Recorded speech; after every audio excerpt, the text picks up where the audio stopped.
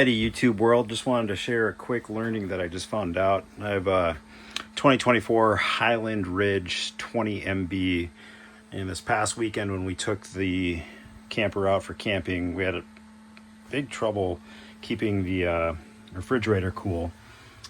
There's the model number of what we have. It's an Everchill. And we played around with all the settings up here to try to get it cool, and then when I called the dealership, they said it would be $50 to tell me what I just found out in 2 minutes. So what I ended up doing is I wanted to learn a little bit more about this system, so I pulled off the back plate in the freezer to take a look and see what we got going on.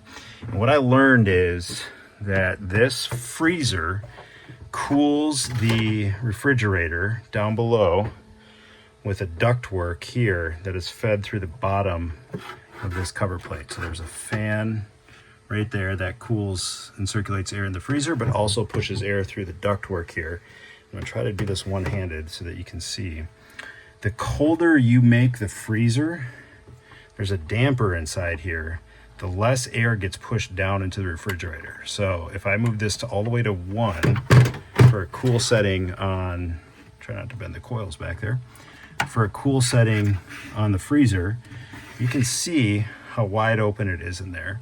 But the colder I make the freezer, by notching it up one little notch at a time, the less air is being pushed down into the refrigerator.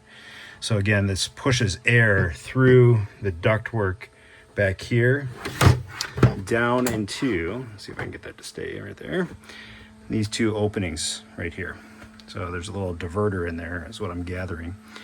So I'm gonna experiment with this a little bit more, but what I've learned is the less cold I make the freezer, the more cold air gets down into the refrigerator to keep the refrigerated items colder. So just learned that, thought I would pass it along to the world to see if this might help you.